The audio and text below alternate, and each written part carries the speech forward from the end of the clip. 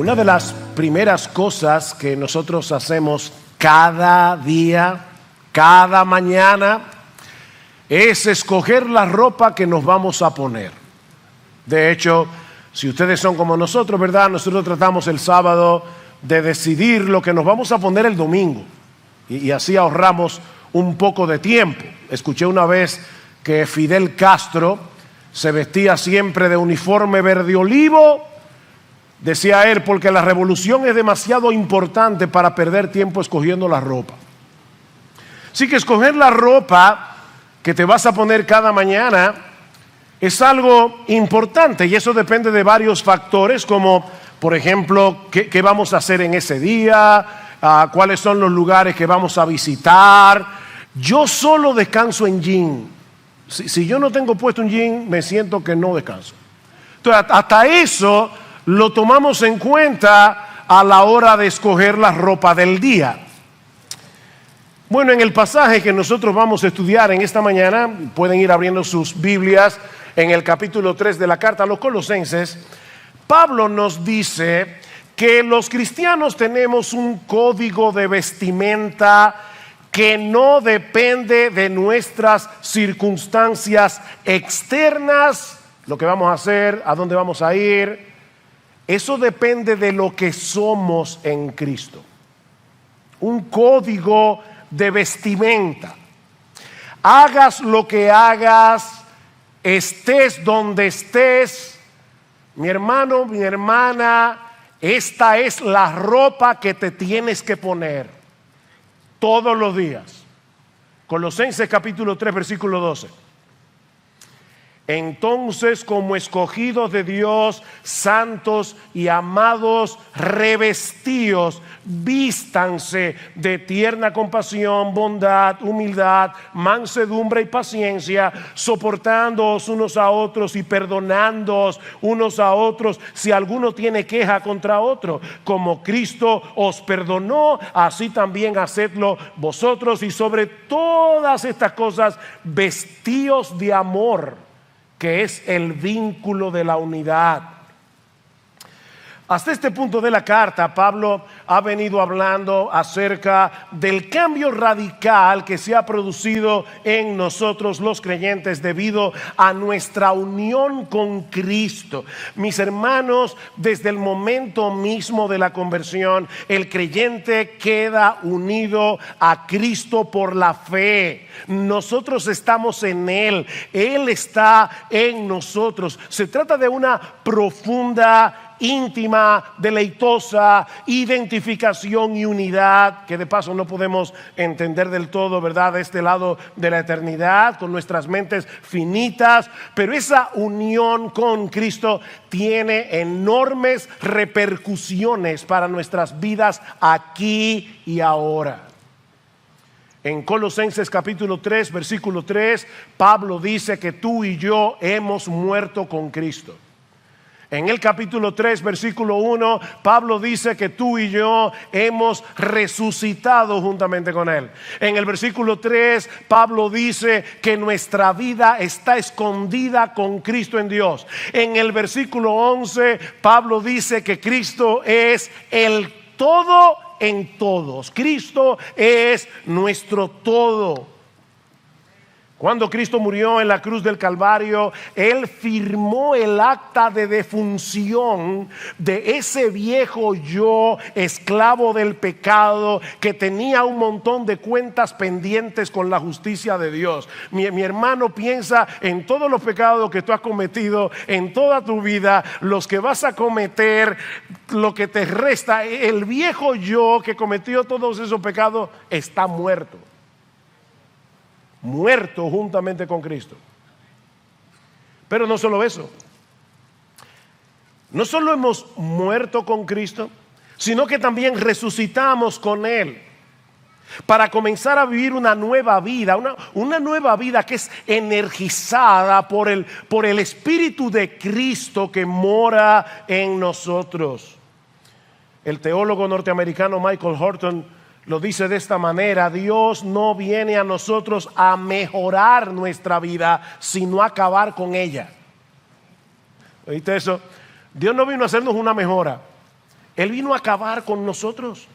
No a transformar al viejo Adán, sino a matarlo y a resucitarnos juntamente con Cristo para andar en novedad de vida. Si estamos en Cristo, somos una nueva creación. Las cosas viejas pasaron. De manera, mis hermanos, que la verdadera santidad no consiste únicamente en darle muerte a los pecados que caracterizaban a nuestro antiguo yo. No, la verdadera santidad también consiste en el desarrollo de un carácter que es conforme a nuestra nueva identidad en Cristo. Y ese es el primer aspecto que Pablo enfoca en nuestro pasaje, nuestra nueva identidad en Cristo. Vean el versículo 12 otra vez. Entonces, como escogidos de Dios, santos y amados, revestíos. Escogidos de Dios, santos y amados. Esa es nuestra identidad. Hace unos años ocurrió un hecho muy lamentable en un show en Las Vegas, cuando un tigre blanco, que por cierto murió hace unos años atrás, atacó al ilusionista Roy Horn, lo mordió en el cuello y comenzó a arrastrarlo por el escenario delante de todo el público que miraba horrorizado lo que estaba sucediendo. De hecho, quedó en gravedad por un buen tiempo.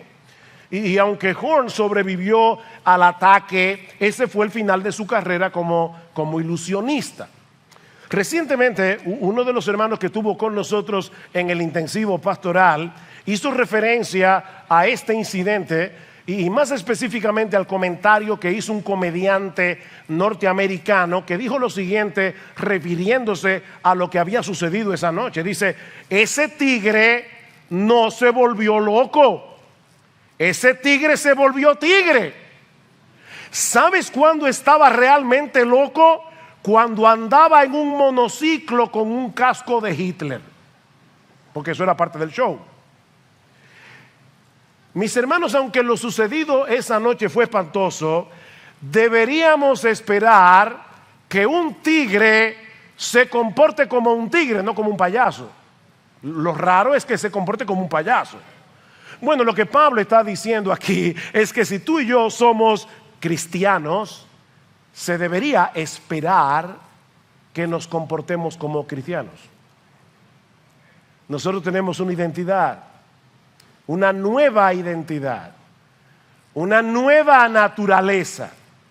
Lo que Pablo está diciendo aquí es que si hemos muerto y resucitado con Cristo de tal manera que Él es ahora el todo y en todos, vivamos a la luz de esa realidad. Hay algo que Dios ha hecho por nosotros y en nosotros que hace del pecado una incoherencia.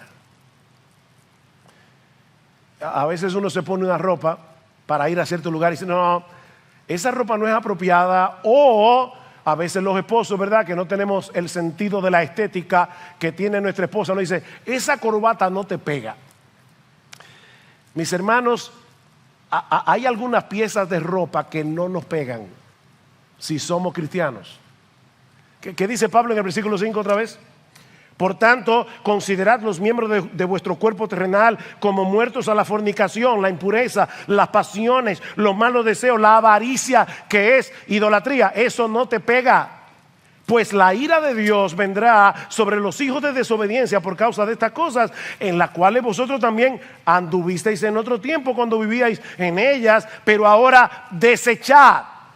Ve a tu closet y toma esa ropa sucia, contaminada, maloliente, y bótala. Desechad también vosotros todas estas cosas: ira, enojo, malicia, maledicencia, lenguaje soez de vuestra boca, la mentira. Versículo 9: porque os habéis vestido del nuevo hombre, el cual se va renovando hacia un verdadero conocimiento conforme a la imagen de aquel que lo creó. Somos un nuevo hombre en Cristo. Y ahora debemos vivir como lo que somos. Él murió en la cruz del Calvario para restaurar en nosotros la imagen de Dios. ¿Y saben dónde vemos la imagen de Dios? Plasmada en Cristo. Plasmada en Cristo. ¿Tú sabes para qué vino Cristo al mundo? Para hacerte igualito a Él. Ese es su trabajo. Él te rescató, Él te libró de la esclavitud del pecado. Él está obrando en ti por su espíritu para hacerte como Él. Fue con ese propósito en mente que Dios en su amor nos escogió. Versículo 12, entonces como escogidos de Dios, santos y amados, revestidos de tierna compasión, bondad, humildad, mansedumbre, paciencia, revestidos de Jesús. No fuimos nosotros los que escogimos a Dios. Fue Él el que nos escogió de pura gracia, por el puro afecto de su voluntad. Y debido a esa elección, dice Pablo, somos santos y amados. Santos y amados. He ahí el propósito y la motivación de Dios al elegirnos. ¿Para qué nos escogió Dios? Para que vayamos por el mundo pavoneándonos porque somos los elegidos. Por supuesto que no. Pablo dice en Efesios 1:4 que fuimos escogidos en Cristo desde antes de la fundación del mundo para que fuésemos santos y sin mancha delante de Él. Fuimos escogidos en amor para ser santos. Tito capítulo 2 versículo 11 dice que la gracia de Dios se ha manifestado. Y me encanta ese texto porque ¿saben quién es la gracia de Dios que se ha manifestado? Jesucristo. Él es la encarnación de la gracia. La gracia de Dios se ha manifestado a todos los hombres, enseñándonos que renunciando a la impiedad y a los deseos mundanos, vivamos en este siglo sobria, justa y piadosamente. Fuimos escogidos en amor para ser santos. Si tú quieres que se te quede una frase en la mente hoy, que sea esta: fuimos escogidos en amor para ser santos. ¿Por qué nos escogió Dios? Porque nos amó. Nos amó con un amor eterno, nos amó con un amor incondicional, nos amó a pesar de lo que éramos. Dice Pablo, mas Dios muestra su amor para con nosotros en que siendo aún pecadores, Cristo murió por nosotros. Dios decidió amarnos cuando no éramos amables, dignos de su amor. ¿Y para qué? Para ser santos. Fuimos escogidos por amor para ser santos. Mis hermanos, el anhelo que tiene Dios de que tú y yo seamos santos es una muestra de su amor. Por eso estoy insistiendo en el tema. Fuimos escogidos en amor para ser santos. ¿Por qué Dios quiere que tú seas santo? Porque Él es un matagozo cósmico, ¿verdad? Que quiere hacer nuestras vidas tristes y aburridas, ¿verdad? Esa es la razón. Dios quiere compartir su miseria con nosotros, ¿verdad? Y para eso nos escogió. Y por eso quiere que seamos santos. No. Dios es un Dios feliz. Él es el único bienaventurado. Y Él nos escogió para ser santos porque nos ama, porque Él sabe que el pecado solo trae desgracia. Y como Él no quiere que tú seas un desgraciado, como Él no quiere que tú seas una desgraciada, Dios nos está haciendo santos. Jóvenes, no se dejen engañar por el pensamiento del mundo que los rodea y que les dice que la vida solo puede ser disfrutada mientras más lejos andemos de los mandamientos de Dios, mientras menos nos parezcamos a Jesús, porque es exactamente al revés. El verdadero gozo solo se produce en el terreno de la santidad. Los mandamientos de Jehová son rectos y por eso alegran el corazón. Andaré en libertad porque guardé tus mandamientos. Es exactamente lo contrario a lo que el mundo piensa hoy. Que Cristo dice en Juan capítulo 10 versículo 10: yo he venido para que tengan vida y para que la tengan en abundancia, una vida floreciente, una vida abundante. Ahora, ¿qué dice Cristo unos capítulos más adelante? Yo soy el camino, la verdad y la vida.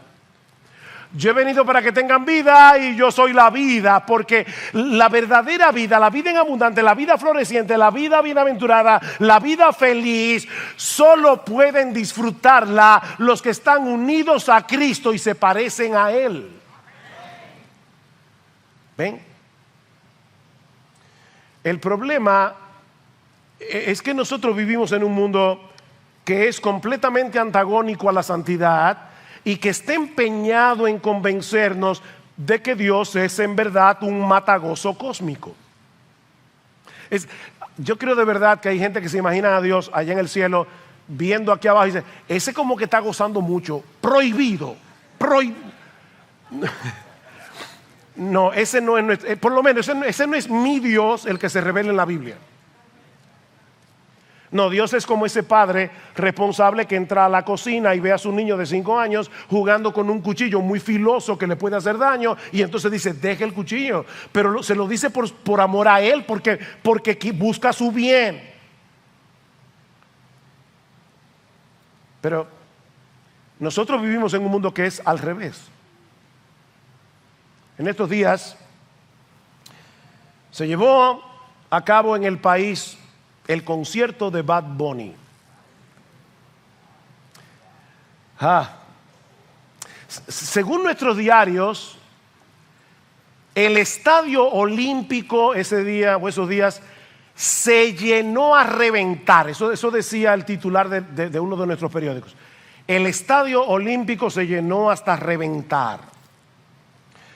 Tengo entendido, alguien comentaba que cuando las boletas se pusieron a la venta, en menos de media hora se habían agotado todas las boletas.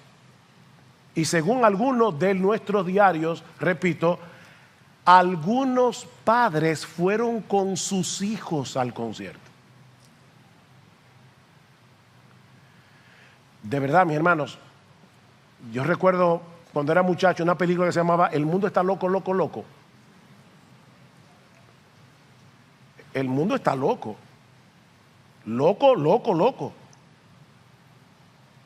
Y es en ese mundo que tú y yo tenemos que ser santos. Yo estuve leyendo una de las reseñas del concierto, escrita por alguien que lo disfrutó, evidentemente. Y la reseña periodística, yo no puedo repetirla desde este púlpito. O sea, la periodista contando lo que pasó en el concierto y ella gozándolo, las cosas que ella dice en el periódico, yo no puedo repetirla en este púlpito. Y hay padres que estaban ahí con sus hijos.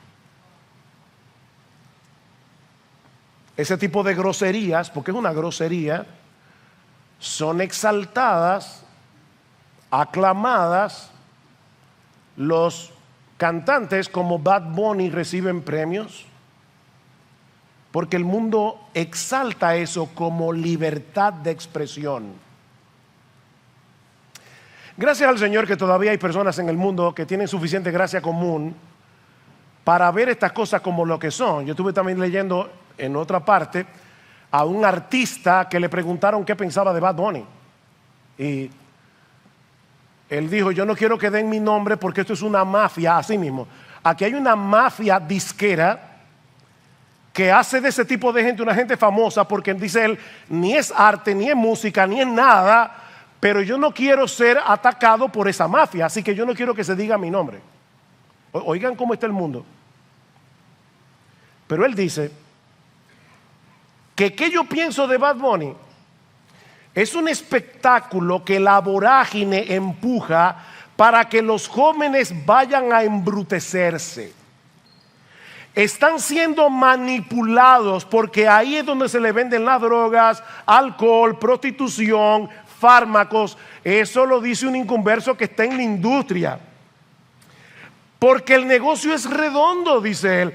Lo que promueven no es a un cantante, es una figura, un símbolo de la decadencia, la derrota cultural, la deconstrucción de los valores y la familia, la desaparición del vínculo intergeneracional, la ruptura entre los padres y los hijos. Es el triunfo de la ignominia, la mediocridad y la ignorancia. Son letras perversas que si tú logras descifrarlas, verás que son balbuceos soeces, monótonos, embrutecedores. Es triste y lamentable que los niños oigan esas expresiones desde la primaria y por imitación se promueve esa forma tan primitiva y tan básica de ver la vida. Es un tema de propagación y de contagio. Estos supuestos artistas no cantan, y aunque cantaran, ¿de qué sirven si los ponen a cantar esa asquerosidad? Óigame, eso lo está diciendo un impío, que es asqueroso. Oye, qué raro que los pastores están hablando de eso. Bueno, déjame decirte que mis pastores me pidieron que no dejara de mencionarlo. Porque, hermanos, nosotros no podemos ser simples. Nos están dañando a nuestros hijos. Es en medio de esa basura, porque es una basura, que nosotros debemos ser santos. Lo que es normal y aceptable para el mundo, para nosotros debe ser motivo de rechazo y debe ser motivo de aflicción.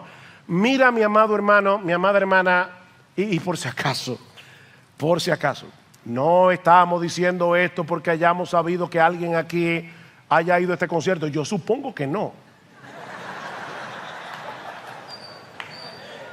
No, de verdad, en serio, de verdad, no he sabido de nadie, para que no digan, están tirando indirecta. No, aquí, ustedes conocen a sus pastores.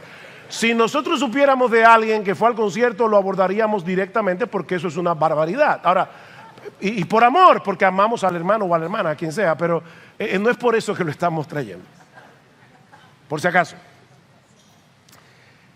Pero óyeme, aunque tú no hayas ido al concierto, que yo espero que no, obviamente, si ese tipo de cosas no te afligen, es porque sin darnos cuenta nos estamos acostumbrando al mal olor.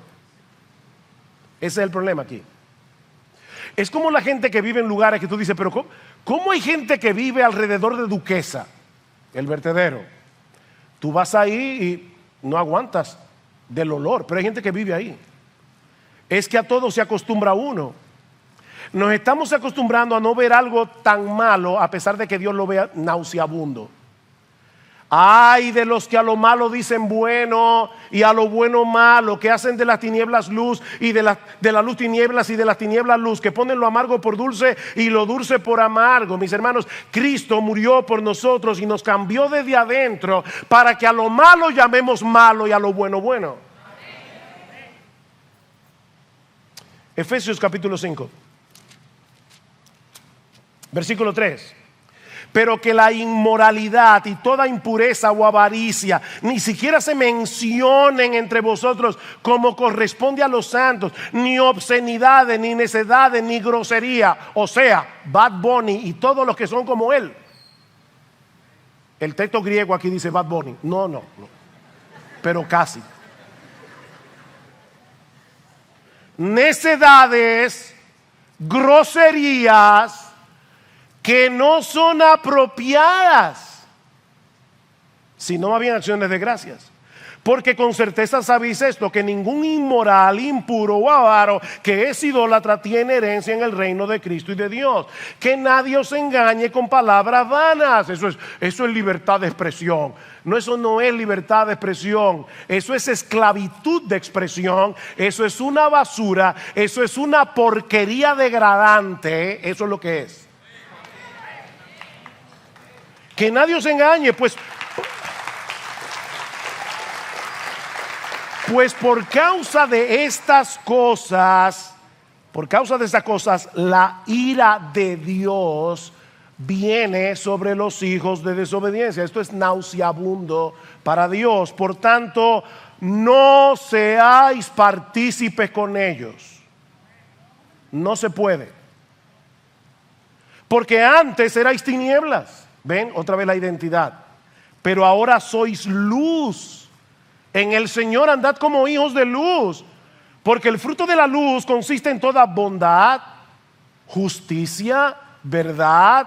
¿Son esas cosas las que se oyen en esos conciertos? Examinando qué es lo que agrada al Señor.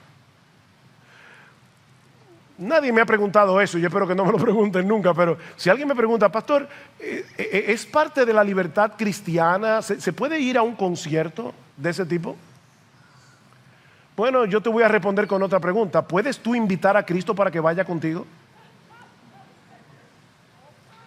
Porque aquí dice, examinando lo que agrada. Señor, te tengo una sorpresa. Te voy a llevar al concierto de Bad Bunny. O sea,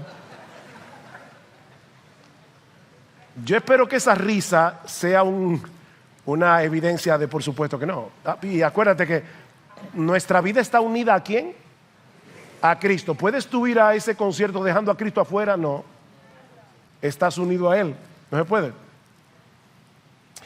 No participéis en las obras estériles de las tinieblas, sino más bien desenmascaradlas. Eso es lo que estamos haciendo hoy aquí.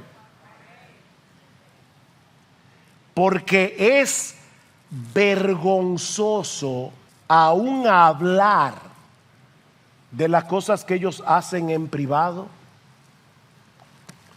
Y la desvergüenza es tan grande que ya ni en privado lo están haciendo en público. Y la gente lo aplaude. Obviamente leyendo a Pablo uno se da cuenta, porque uno dice el mundo sí está mal. No, miren, si Bad Bunny hubiera vivido en la época de Pablo, hubiera llenado el Coliseo romano. Porque era tan decadente como lo es nuestra sociedad en el día de hoy. Lo que pasa es que hoy tenemos medios de comunicación más masivos. Esa es la diferencia. Pero los creyentes en esa sociedad tenían que ser santos, tenían que ser como Cristo. Mis hermanos, cuidado, los seres humanos podemos llegarnos a acostumbrar al mal olor de la basura cuando permanecemos demasiado cerca de ella. Y los creyentes no estamos exentos si no nos cuidamos. Cuídate de lo que tus ojos ven. Cuídate de lo que tus oídos escuchan. Cuídate de los lugares que tú visitas. No porque somos legalistas, sino porque somos santos. Fuimos escogidos por amor para ser santos. Cristo nos hizo libres a precio de su sangre para que andemos en verdadera libertad. Porque, ¿saben por qué muchos jóvenes a veces sin mucha convicción van a eso? Porque no quieren verse raros. ¿Ven? Es como mis amigos van, yo no quiero ser un quedao, entonces déjame adaptarme un poco. Ok, lo que te estoy diciendo es que Cristo compró libertad para ti a precio de su sangre, para que tú no te dejes arrastrar por ese disparate. O sea, para que tú digas, no, yo prefiero no oler basura. Así que como Cristo me hizo libre, es para que yo pueda decir que no. Y pueda decir que sí a lo que tengo que decir que sí, porque ahora somos al revés de lo que éramos cuando éramos incrédulos. Mis hermanos, Cristo nos escogió para transformarnos gradualmente, para que seamos cada vez más como Él. Lo que nos lleva a nuestro segundo encabezado. Pablo dice aquí, primero tenemos una nueva identidad en Cristo, pero en segundo lugar Pablo dice, ¿cuál es la vestimenta que corresponde con esa nueva identidad? Ya vimos la nueva identidad en Cristo, veamos ahora cuál es la ropa que nos pega. Versículo 12. Entonces, como escogidos de Dios, santos y amados, revestidos de tierna compasión, bondad, humildad, mansedumbre, paciencia. Esa es la ropa. Ese es nuestro código de vestimenta. ¿Y quién es el que debe ponerse la ropa? ¿Quién es el que debe tomarla del closet y ponerse la ropa? Tú y yo. Revístanse. Es nuestra responsabilidad revestirnos de ese carácter en dependencia del Espíritu Santo. ¿Y cuáles son las piezas de ropa? En primer lugar, debemos vestirnos de tierna compasión. Tierna compasión. No se trata simplemente de una fría involucración con personas que están en necesidad. Es de una misericordia entrañable, dice la Reina Valera del 60. Es una misericordia que nace de las entrañas. Es una simpatía con el que sufre, que te remueve las tripas. Eso es lo que dice el texto. Y que te mueve a la acción. No te permite ser un espectador distante. Y eso no es fácil, hermanos, porque en todos nosotros hay una tendencia a quitar la vista del que está en necesidad. Hay una tendencia a colocar nuestras necesidades por encima de la de todo el mundo. Lo natural no es que seamos entrañablemente misericordiosos. Lo natural es que seamos egocéntricos. Es que seamos egoístas. ¿Cómo podemos luchar contra la tendencia del corazón de tal manera que podamos vencer la indiferencia, el egocentrismo y vestirnos de entrañable misericordia? El Evangelio. El Evangelio. Dios tuvo misericordia de ti y de mí cuando éramos unos miserables. Nos amó cuando no teníamos nada en nosotros mismos que fuera digno de su amor. Él nos vio en necesidad. Él nos vio sumidos en nuestra miseria y en vez de quitar la vista, nos amó y se involucró. Y ahora Pablo dice, vístanse de esa misericordia. Es una pena, pero el concepto que mucha gente tiene de un hombre santo es un fariseo que no se compadece de los demás porque él está siguiendo un conjunto de reglas. Por eso una niña oraba y decía, Señor, yo te pido que los malos se vuelvan buenos y que los buenos se vuelvan amables. Es triste que una niña lo perciba de esa manera. O sea, los buenos son los hipercríticos, los santurrones, los fariseos. No, los buenos son los que ven a una persona en su pecado, los que ven a una persona en su miseria y quiere involucrarse.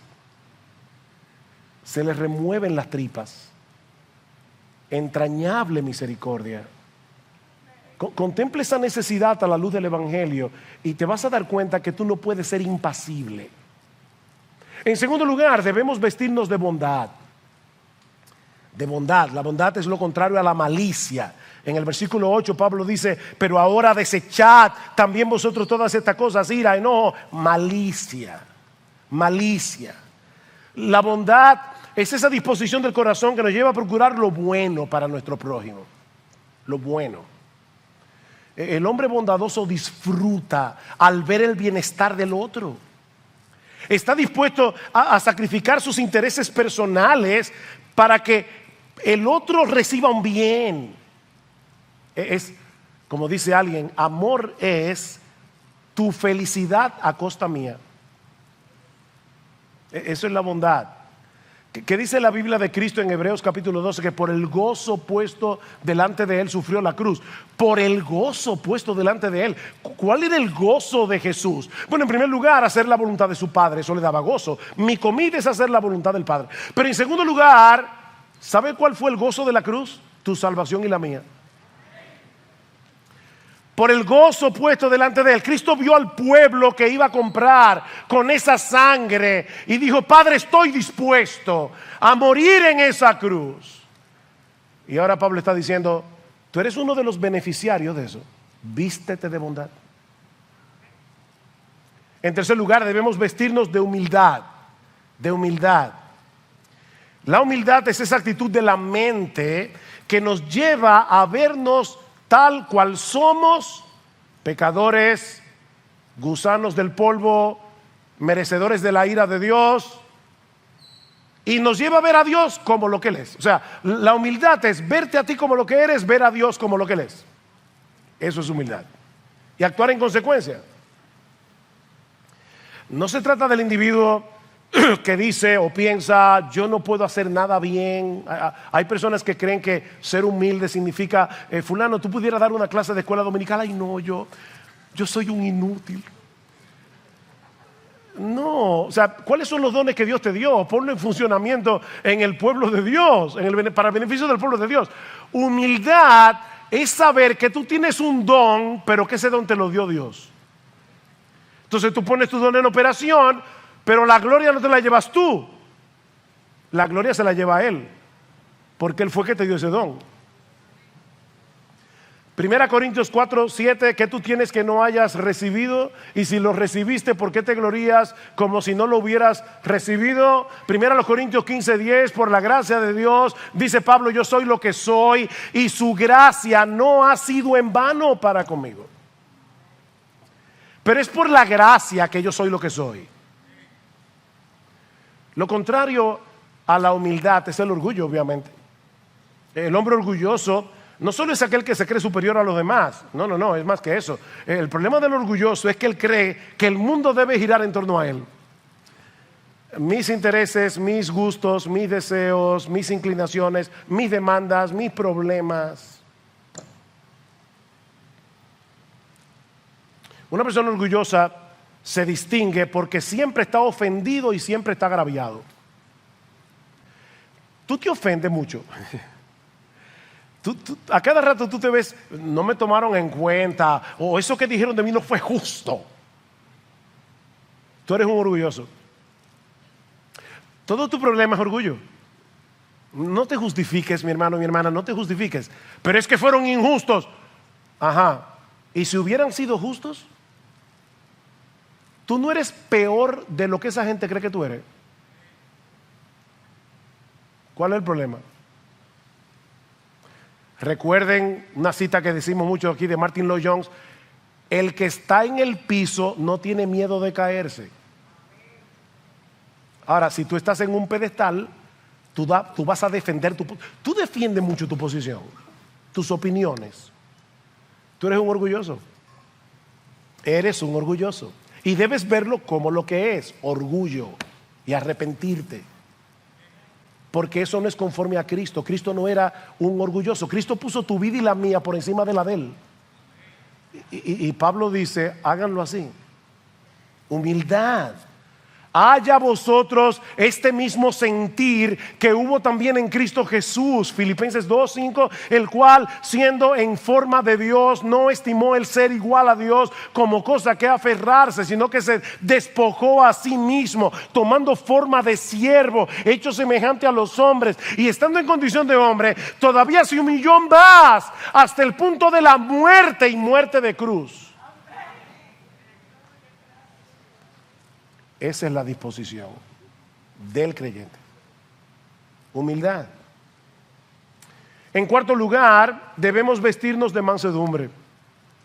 Mansedumbre. Y esta es probablemente una de las virtudes cristianas más mal comprendidas, porque muchas personas piensan que alguien manso es una persona débil, es una persona que no tiene convicciones propias o no tiene la capacidad de defender sus convicciones. Pero mis hermanos, nada más lejos de la realidad. ¿Quién es la persona más mansa que ha pisado este planeta?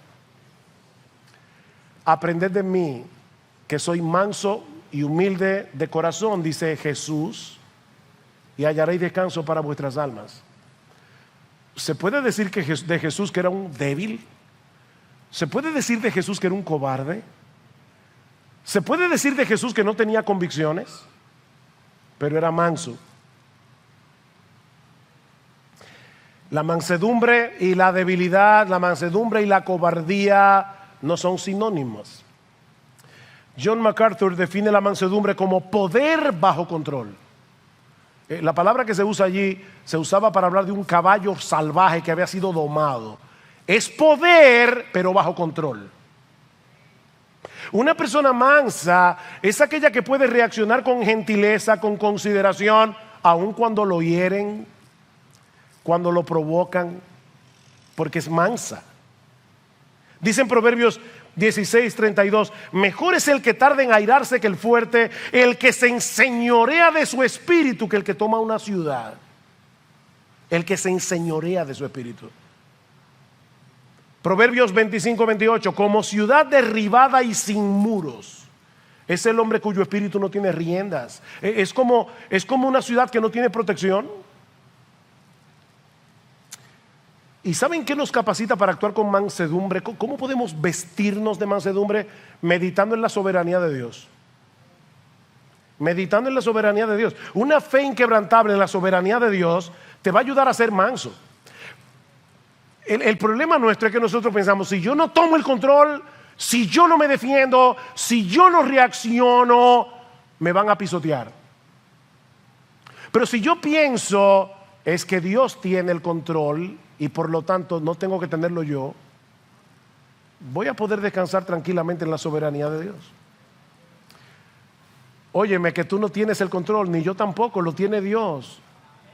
Confía en Él. Así que debemos vestirnos de misericordia, de benignidad, de humildad, de mansedumbre. Debemos vestirnos de paciencia.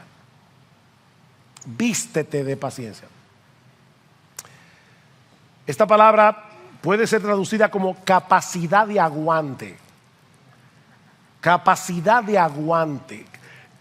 Transmite la idea de una persona que es presionada por las pruebas, presionada por otros, presionada por lo que sea, y no se rompe. No se deja controlar por la ira, no se deja controlar por el enojo, no se deja controlar por el deseo de venganza. No importa cuánto sea provocado. ¿Te parece difícil eso? Es que es difícil. Pero déjame hacerte una pregunta. ¿Cuántas veces tú provocaste a Dios cuando eras un inconverso? Y Dios ahí tranquilamente esperándote con paciencia. ¿Cuántas veces tú has provocado a Dios después que te convertiste? ¿Y cómo te trata Dios? Yo siempre he dicho que uno de los atributos divinos que yo más aprecio es la paciencia de Dios. De verdad, en serio. Porque si Dios fuera como yo, hace rato que yo me hubiera quitado la salvación.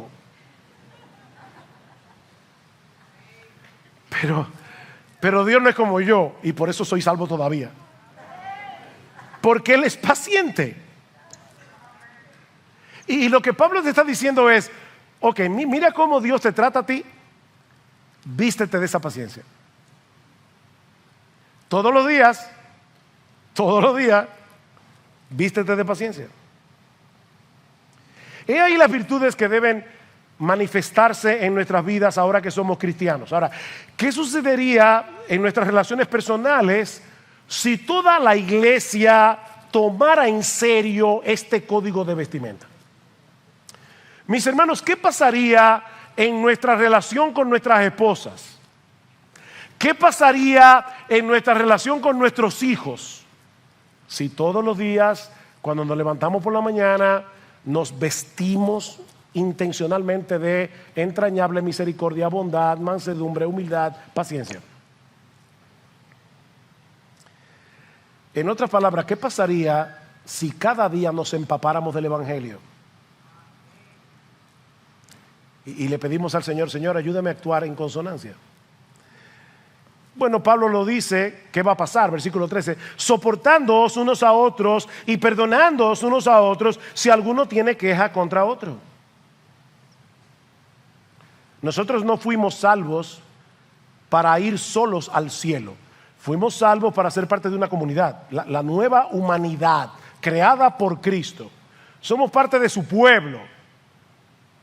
Y noten que Pablo presupone que en el contexto de ese pueblo, de nuestra interacción con los hermanos, Habrá problemas. Yo a veces veo a los hermanos que se extrañan porque tienen un malentendido con alguien en la iglesia. Wow, de verdad. Sí. Es por eso que algunos cristianos se vuelven fugitivos eclesiásticos. Van saltando de una iglesia a otra. De que tienen un problema aquí se van para acá. Y si lo que tienen un problema aquí se van para allá. Son fugitivos.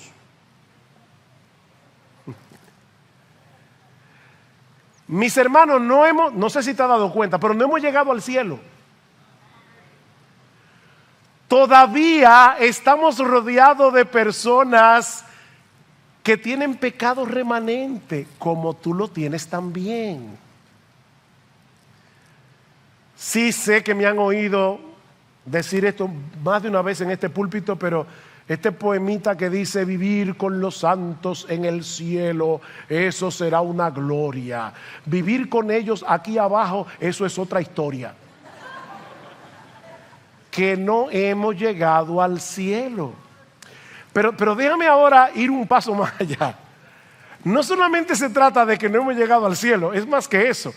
Es que Dios está usando esos problemas, está usando esas tensiones, está usando esos malos entendidos para que podamos vestirnos de todo eso. ¿Dónde tú vas a practicar la mansedumbre si no es en un contexto de provocación? ¿Cómo tú vas a llegar a ser como Jesús si no es en medio de problemas? El fruto del Espíritu es el problema, que es amor, gozo, paz, paciencia, benignidad. ¿En qué contexto? ¿Qué clase de amor? Que tú ames al que te ama, que tú trates bien al que te trata bien. Eso no es un fruto del Espíritu, eso lo hacen los impíos. El que es el fruto del Espíritu es cuando ese carácter florece en medio del problema, en medio de las tensiones, en medio de los malos entendidos, en medio de la provocación. ¿Saben que hay cristianos que prefieren no involucrarse en ningún ministerio de la iglesia para no tener problemas? Increíble. Yo prefiero de lejito, porque sé que después voy a tener problemas. Ajá. ¿Y de qué se trata esto?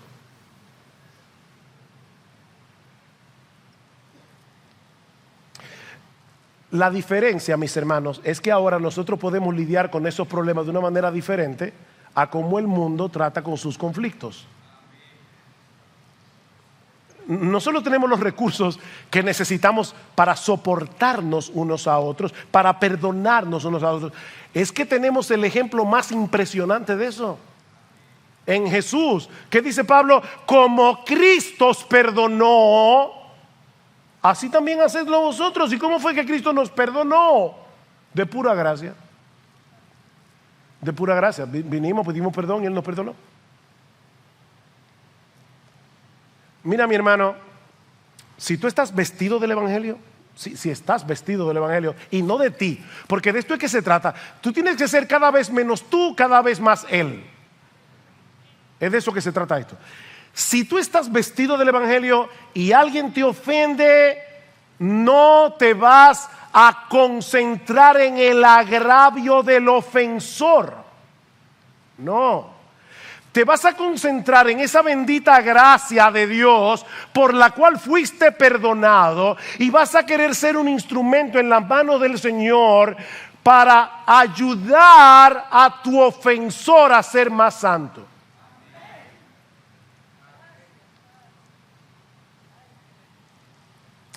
Efesios 4, 31. Sea quitada de vosotros toda amargura, enojo, ira, grito, maledicencia, toda malicia. Quítense eso. Sed más bien amables unos con otros, misericordiosos, perdonándoos unos a otros, así como también Dios os perdonó en Cristo. Sed pues imitadores de Dios como hijos amados y andad en amor. Andad en amor.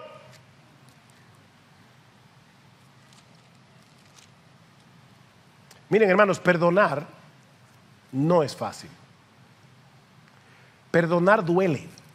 Los que fueron al retiro de matrimonios este fin de semana me escucharon traer esta cita de Andrés Seu, que es un editor, columnista de la revista World Magazine, él describe el perdón como una transacción matemática brutal.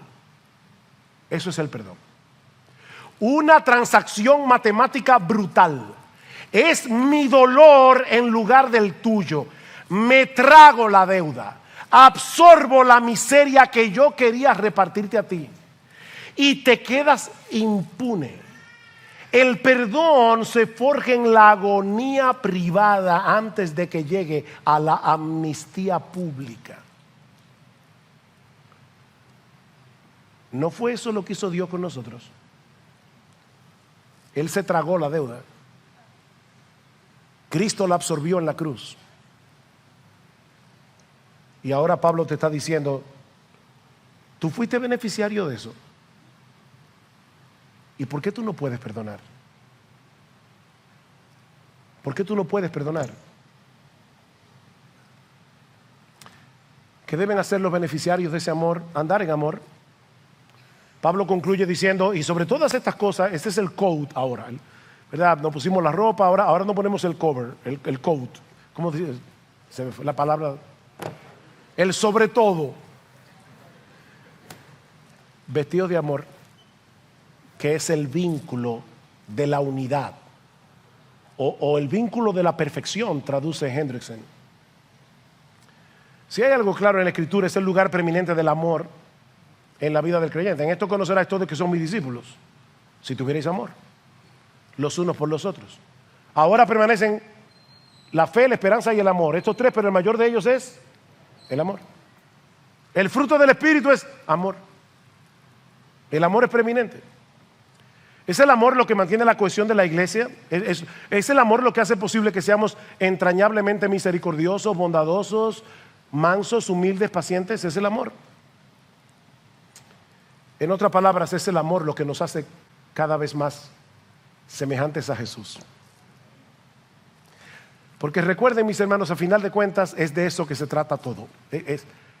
No es seguir un conjunto de reglas, es ser como Jesús.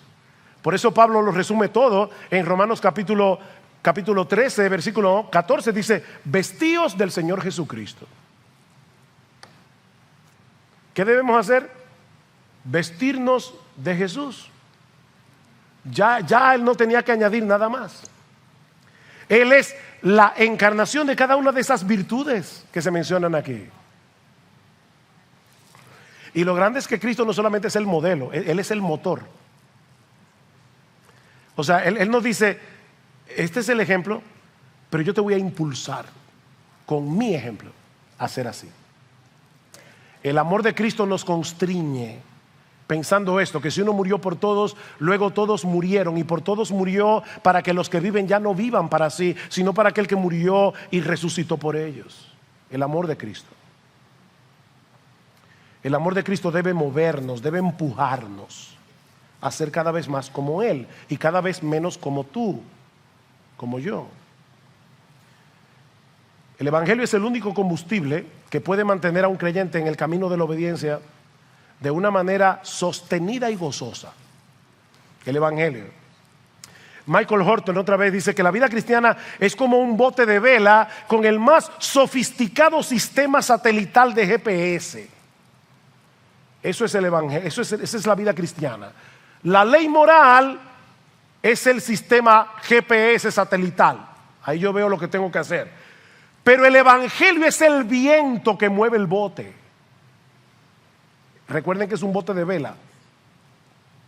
En la misma medida en que nos empapemos del Evangelio de la gracia de Dios, en esa misma medida tendremos la motivación necesaria para vivir a la altura de lo que ahora somos. Recuerda, fuimos escogidos en amor para ser santos. Vistámonos como hombres y mujeres que han sido hechos partícipes del más grande privilegio que ser humano haya tenido jamás. Y en dependencia del Espíritu Santo, seamos coherentes. Seamos coherentes. ¿Tú crees en el Evangelio? ¿Tú crees que Dios te amó de pura gracia y que por ese amor te escogió para ser santo, para hacerte cada vez más semejante a Jesús.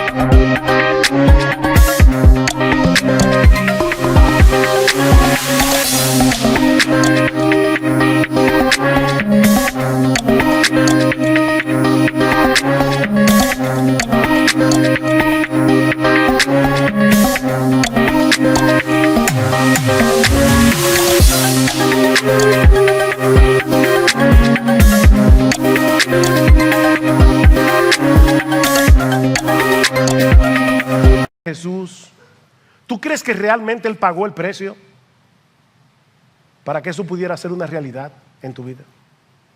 Entonces, mi hermano, vive a la luz de ese amor. Toma la determinación de ser coherente con lo que tú dices creer. Revístete del carácter de Jesús. Recuerda el enojo, la malicia, el sentirte agraviado. Esa ropa no te pega. Tú eres cristiano. El tener un espíritu no perdonador, el ser hipercrítico, esa ropa no te pega.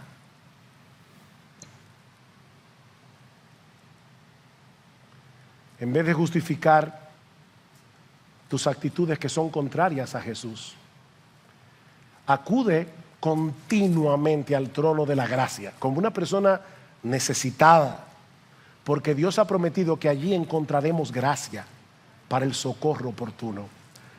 Señor, yo no puedo, pero todo lo puedo en Cristo que me fortalece.